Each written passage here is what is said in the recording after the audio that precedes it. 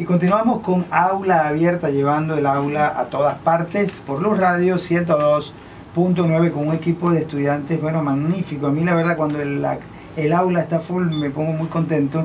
Tenemos a Henry Rodríguez, estudiante de Derecho, también a Alejandra Villalobos, estudiante de Derecho, a Edgar Beltrán, estudiante de Ciencias Políticas en URU, y a Ana Parra, estudiante de Ciencias Políticas también, pero también de Sociología en la Universidad del Zulia. Y bueno, muchachos, hablando del tema, del otro tema del día, ¿no? Cuéntenme por ahí y recuerden por favor las redes para que las personas que nos quieran seguir tengan pues la facilidad de hacerlo. Ok, nos pueden seguir por @aulaabiertab, nos pueden encontrar así en Twitter, Facebook e Instagram.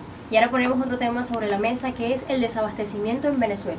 Un tema bastante sensible para muchos, ¿no? Porque hablamos no solamente de desabastecimiento en cuanto a alimentos, sino también desabastecimiento en la parte farmacéutica, todo lo que son las medicinas, lo difícil que es encontrarlas, y tocando también un tema un poco del desabastecimiento, los servicios públicos, cómo nos vemos limitados en cuanto al servicio de agua, luz y entre otras muchas cosas, ¿no? Que es sensible y a todos nos afecta.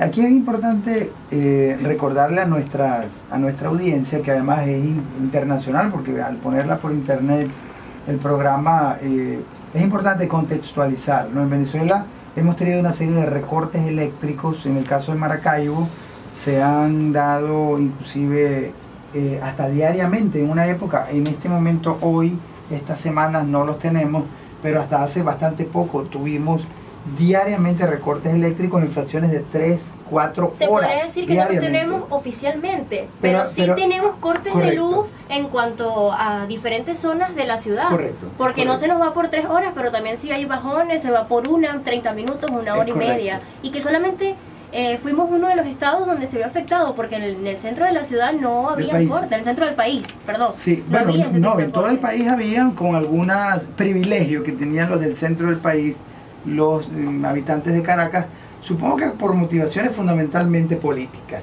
Sí. Políticas me refiero a que se busca el respaldo o no ser tan rechazado por parte de la población que está allí en Caracas.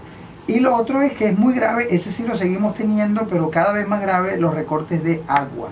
Nosotros tenemos recortes de agua en general, en algunos sitios de hasta 7, 8 días sin agua, con media hora, 1 hora, puede ser un poco más, de provisión de agua. O sea, imagínense el drama. 7 días sin agua en algunas zonas y así sea un día con agua, ¿no?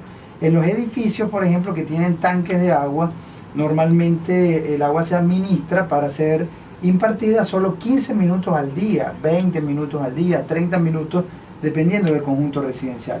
Supongo que ustedes también padecen eso, ¿no? Sí, inclusive, por ejemplo, en la zona donde yo vivo no nos llega agua desde diciembre, y no nos llegaba gas desde diciembre también. Y obviamente incluimos a las entidades, a Hidrolago y al Sagas, si no me equivoco, y me di cuenta, no tanto Hidrolago ya es otro tema, pero el Sagas estaban muy al tanto de la situación, pero no tenían suficiente personal y tampoco tenían los recursos. Inclusive tenían el número de mi mamá y de la gente de la zona y decía, no sabemos su problema, pero no tenemos cómo ayudarlos. Y tuvimos tanto tiempo hasta que por fin lo solucionaron. Qué terrible, sí. Y no solo eso, sino que hay lugares donde llega el agua y el agua llega sucia. O sea, el agua es no cristalina, es marrón.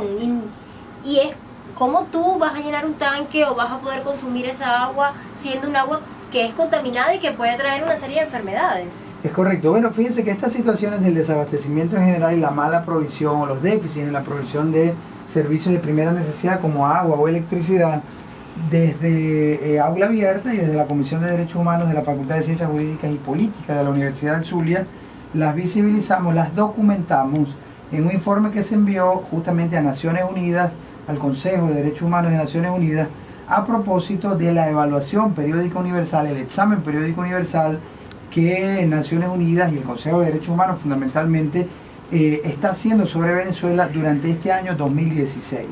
Hay que explicar un poquito que hace 4 años y medio se hizo el último EPU, examen periódico universal, en inglés UPR, sobre Venezuela, y la sociedad civil podía enviar informes planteando distintas preocupaciones en materia de derechos humanos. Nosotros desde Zulia enviamos 2 informes con estas coaliciones de distintas universidades, por ejemplo, entre esas la ULA, el Centro de Derechos Humanos de UCAP, nosotros desde la Comisión de Derechos Humanos de la Facultad de Ciencias Jurídicas y Políticas de Luz, uno sobre la crisis universitaria, la violación de los derechos humanos vinculados a la actividad universitaria. Y el otro lo enviamos desde Aula Abierta en coalición también con la Comisión de Derechos Humanos de Luz y con una ONG que se llama Azul Positivo, fundamentándonos en temas muy sensibles como el de discriminación política, que lo estábamos tratando en el segmento anterior, pero fundamentándonos también en temas relativos al desabastecimiento de productos de primera necesidad, es decir, alimentos y medicina fundamentalmente, y además los déficits en materia de la prestación de servicios públicos. Ese examen periódico universal tiene dos fechas fundamentalmente. La primera semana de octubre va a darse lo que se entiende como la precesión, es cuando la sociedad civil va allí, bueno, los que puedan, ir a Ginebra, a Naciones Unidas, a defender sus informes, los informes que presentaron. Y hay otra que es la sesión, que es cuando el Estado, la primera semana de noviembre, tiene que dar cuenta sobre esa situación deficitaria en materia de derechos humanos en el país. Los estados del planeta les hacen preguntas a la delegación oficial del Estado venezolano y el Estado venezolano asume ahí algunos compromisos. Y bueno, la idea es que este mecanismo internacional de control sea justamente destinado a que los estados, y en este caso el Estado venezolano que le corresponde en este año, pues mejore la situación de derechos humanos, que ciertamente es sumamente crítica.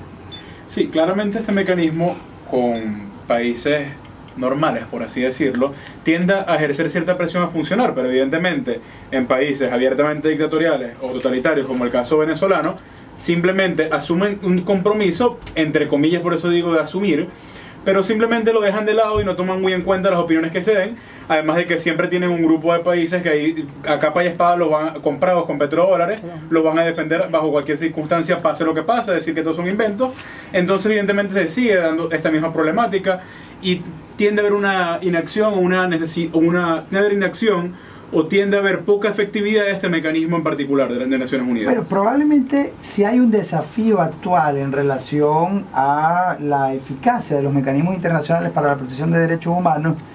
Sin embargo, Edgar, tú acabas de decir, en un país abiertamente dictatorial, yo creo que la situación de Venezuela es de una dictadura, pero una dictadura solapada, no es tan abierta. Entonces, al no ser tan abierta, sí creo que mecanismos internacionales le ejercen algún tipo de presión a las autoridades del Estado venezolano, que a veces de forma un poco solapada toman decisiones, otras veces no les prestan mucha atención, pero bueno, al fin de cuentas son mecanismos internacionales que tenemos que activar.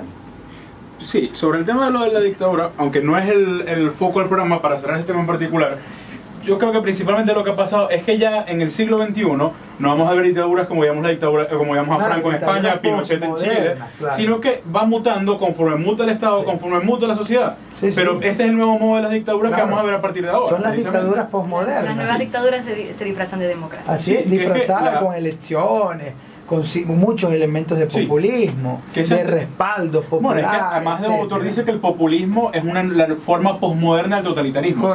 Así es, estamos totalmente de acuerdo. Usan un mecanismo de control al fin y al cabo. Sí, bueno, recuerda las redes por favor para anunciar la próxima canción.